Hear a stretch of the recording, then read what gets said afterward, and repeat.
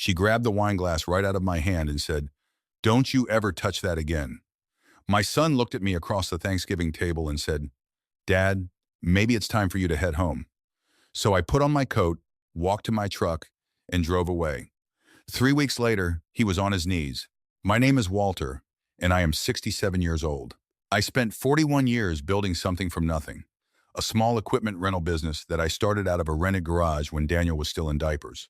I laid the asphalt on my own reputation, my own credit, and my own 2 hands. My wife, Carol, kept the books for the first 12 years before the cancer took her. That was 6 years ago. I still reach for the phone sometimes to tell her things. Daniel is 39 now. He runs a landscaping company, a good one actually.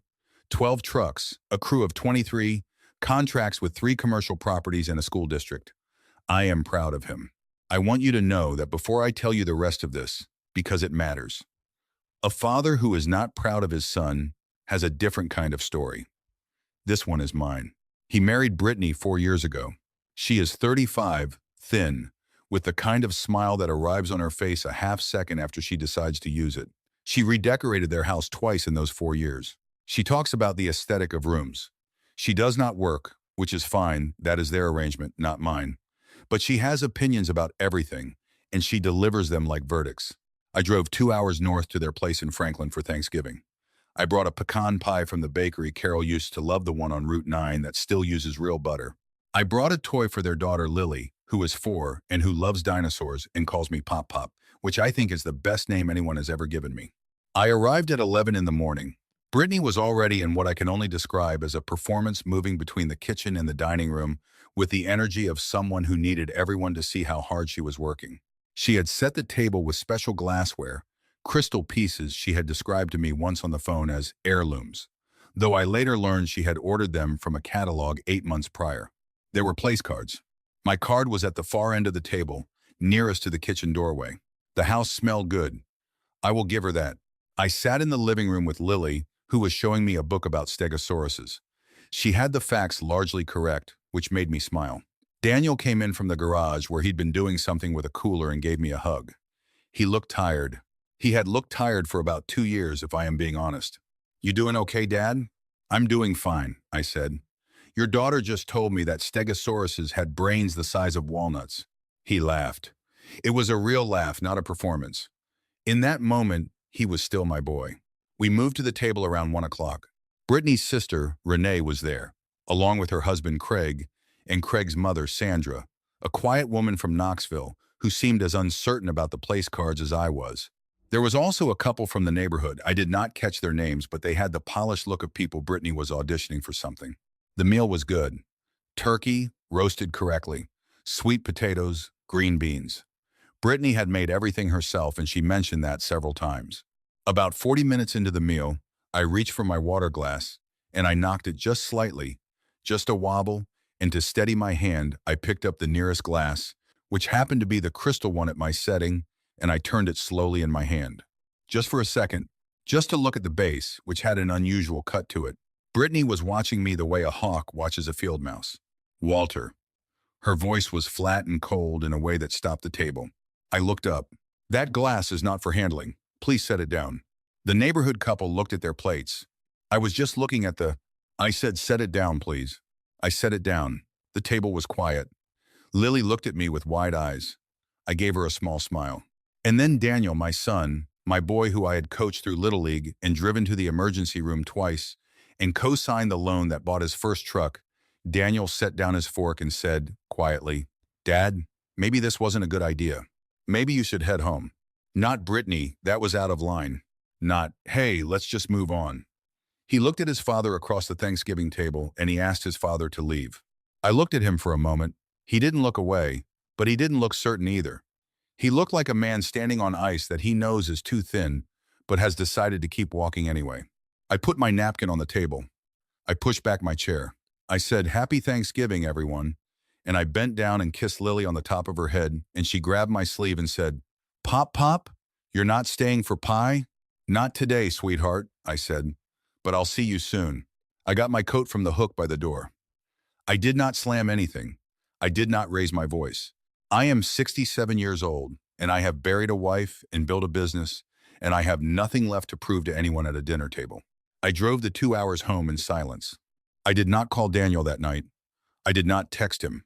I fed my dog, a 12-year-old beagle named Hatch, and I sat in my kitchen, which is the same kitchen Carol and I painted together in 1987, a yellow she picked out of a magazine, a color she called warm straw, and I ate a turkey sandwich I made from leftovers I had in the refrigerator.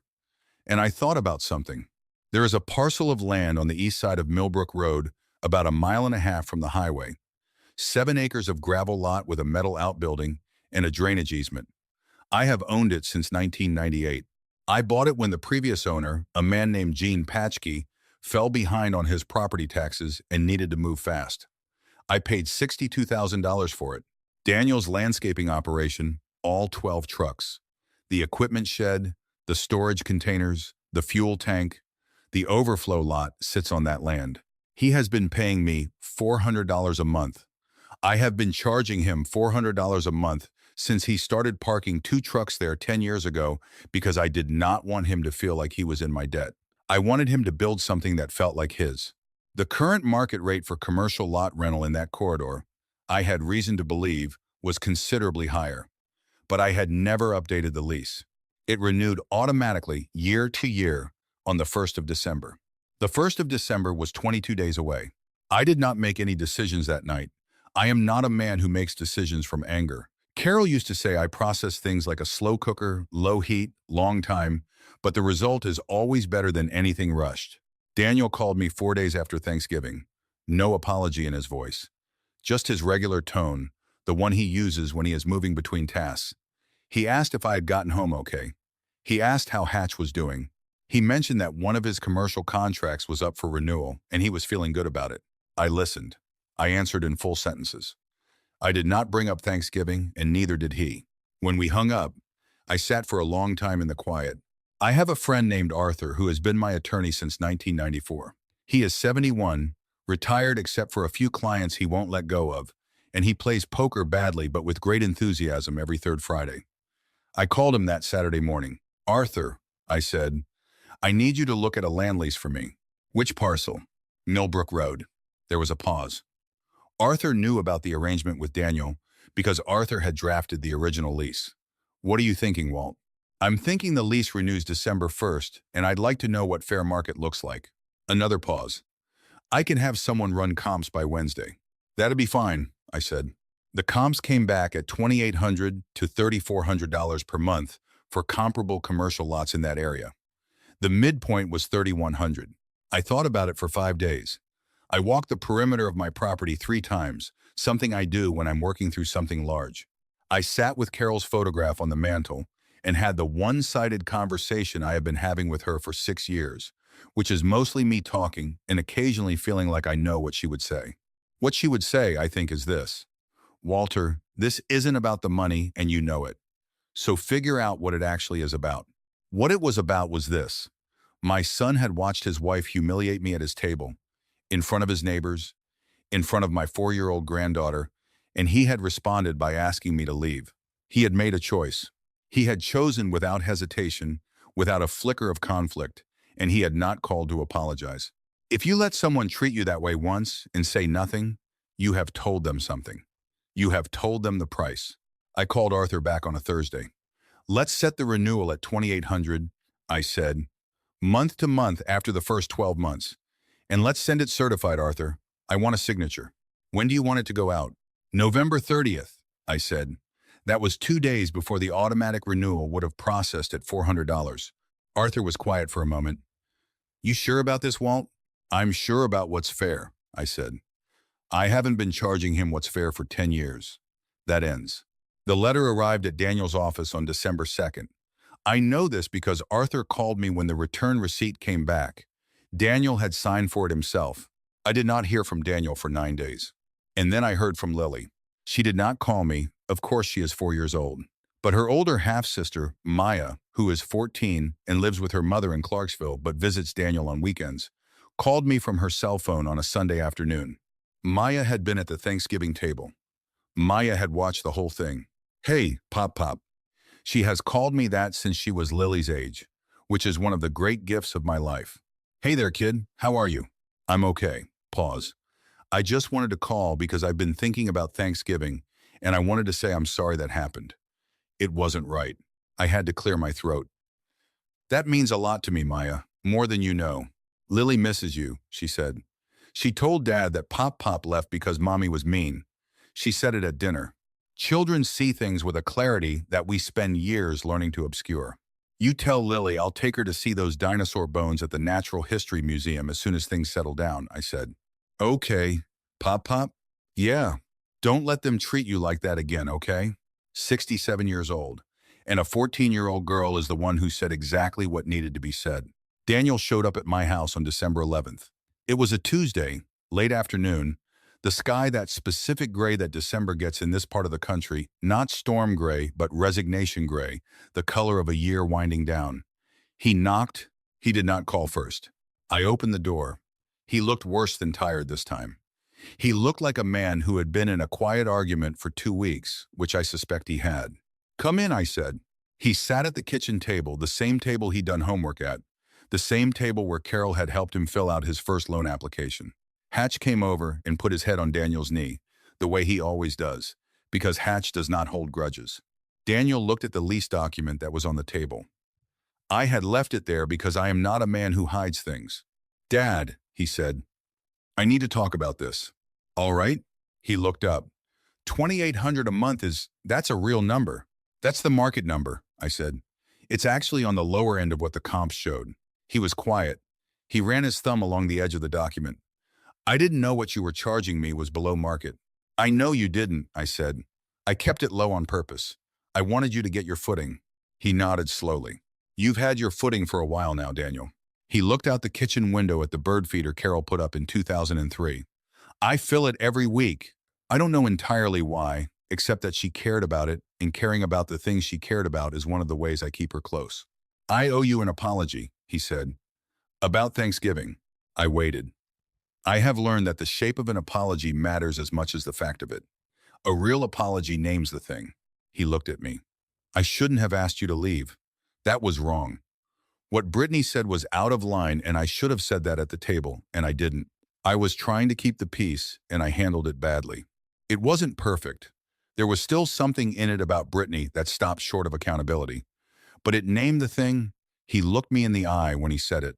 I appreciate you saying that, I said. Is that enough? He asked. For the lease, I mean, can we go back to what we were paying? I looked at my son. I thought about $400 a month for 10 years. I thought about Thanksgiving. I thought about Lily, asking me if I was staying for pie. No, I said gently. We can't go back to that. But I'll tell you what I will do. I'll hold it at $2,800 through next year. After that, we can talk. He winced slightly, which I understood. $2,800 was real money, but it was fair money. And there is a thing that happens when the people who love you start giving you less than fairness in exchange for peace. You stop knowing what things are worth, including yourself. Okay, he said finally. We sat in silence for a moment. Hatch had fallen asleep on Daniel's foot. Brittany should call me, I said. Not to explain herself, just to acknowledge what she did. He nodded. He knew I was right. She called that Thursday. The call was 4 minutes long. She said she had overreacted. She said she was under a lot of stress with the holiday, and the glassware was something she cared a lot about, and she handled it the wrong way. It was the kind of apology that still preserved most of the blame for the situation rather than for herself. But it was the call. She made it. I said I appreciated it. I meant that too, in the limited way it was true. December 19th, I drove up to Franklin. Not for a family dinner, not for a holiday event, just to pick up Lily, who I had promised a trip to the pizza place she likes with the video games in the back. Maya was there for the weekend and she came too. And we spent 3 hours eating mediocre pizza and playing a racing game where Lily insisted on choosing the pink car every single time. On the way home, Maya was quiet in the back seat. Lily had fallen asleep with a piece of pizza still loosely held in her hand, which I found deeply charming. Pop, Maya said. Yeah. Do you think they'll actually change? I thought about it honestly. The way she deserved. I think Daniel will try, I said. Whether Brittany changes is really up to Brittany. What if she doesn't? Then I'll know who I'm dealing with, I said. And I'll act accordingly. The same way I always have. Maya was quiet for another mile or two. Then, that's pretty smart. Your grandmother used to say that the only thing you can control is whether you're honest about what you see. She sounds like she was really smart. She was the smartest person I've ever known, I said, by a considerable margin. I drove the rest of the way with the windows cracked and the heat on low, which is the only way to drive in December, and Lily slept and Maya watched something on her phone, and I thought about Carol and the yellow kitchen and the parcel of land on Millbrook Road and all the years of low heat, long time. Christmas came. I spent it with my brother in Roanoke, which was quiet and unremarkable and exactly what I needed.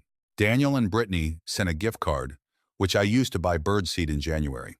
Lily sent me something else. Or rather, Maya helped her send it. It was a card, construction paper, uneven letters in green crayon that read, Pop Pop, I am glad you are my Pop Pop. Here is a dinosaur. Below that was a drawing of a stegosaurus, identifiable primarily because of the plates along its back, which Lily had colored in 4 different colors. I have it on my refrigerator now. Right next to the photograph of Carol from 1989, the one where she is laughing at something off camera and doesn't know I'm taking the picture, the one that catches her the way she actually was when she wasn't posing for anything. Some things are worth more than a fair lease, and I know what they are. And some things are worth exactly what they're worth, not a dollar less. And I know what those are too. A man my age knows the difference. You learn it slowly, and sometimes it costs you something to learn it. But once you know, nobody at a Thanksgiving table can take it away from you. Not with a cold voice. Not with a crystal wine glass. Not with a request to head home early. I stayed home, the home I built, and they came to me. That is the whole story, friends. That is exactly how it went.